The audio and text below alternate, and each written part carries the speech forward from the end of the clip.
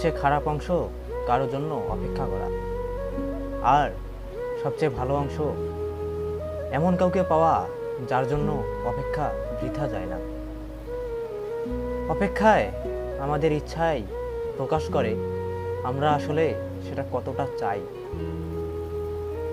অপেক্ষা করার ক্ষমতাকে ধৈর্য বলে না, বরং ধৈর্য হলো আমরা অপেক্ষার সময় কেমন ব্যবহার ও মনোভাব রাখি।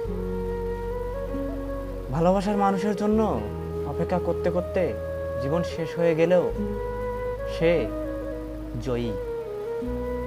অপেক্ষাকে কখনোই অভ্যাসে পরিণত হতে দেয়া ঠিক না। স্বপ্ন নিয়ে বাঁচা ও ঝুঁকি নেওয়াতেই জীবনের সার্থকতা। জীবন হলো কাজ করার সঠিক সময়, যে অপরিচিতদের কাছেও তোমার কথা বলে। কোনো কিছুকে যেতে দেওয়ার মতো শক্তিশালী হও, এবং তুমি যার যোগ্য তা পাওয়ার অপেক্ষা করার মতো ধৈর্যশীল হও।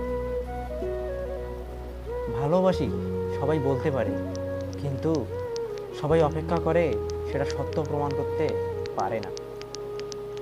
অপেক্ষা করাটা কষ্টকর, ভুলে যাওয়াটাও কষ্টকর, কিন্তু কোনটা করা উচিত তা কখনো বৃথা যায় না। অনুপ্রেরণার অপেক্ষায় থাকাটা বিমানবন্দরে রেলগাড়ির জন্য অপেক্ষা করার মতোই। কোনো কিছু ঘটার জন্য অপেক্ষা না করে নিজে সেটা ঘটানো বেশি উত্তম।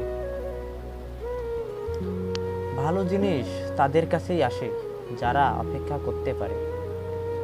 পৃথিবীকে এগিয়ে নিয়ে যাওয়া গুরুত্বপূর্ণ কাজটা নিখুঁত কারো অপেক্ষায় করে, সবসময় ভালো কিছু করার জন্য অপেক্ষা করে। বৃষ্টির পরেই সূর্য আবার উদিত হবে। জীবনও এরকমই, খারাপ সময় পেরিয়ে ভালো সময় সবার জীবনে হাজির হয়। জীবনের কতগুলো মূল্যবান মুহূর্ত আমরা পার করি রংধনুর অপেক্ষায়, স্রষ্টাকে ধন্যবাদ জানানোর আগে।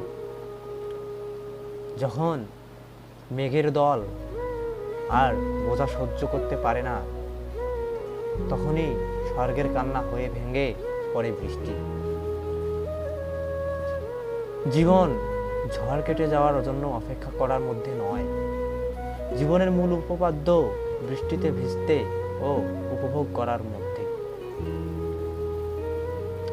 বৃষ্টি এক অমূল্য আশীর্বাদ, এ যেন মেঘের মাটির বুকে নিয়ে তোলে, কিন্তু তা তার ক্ষিপ্রতার জন্য নয়, বরং অনবরত পতনের ফলে।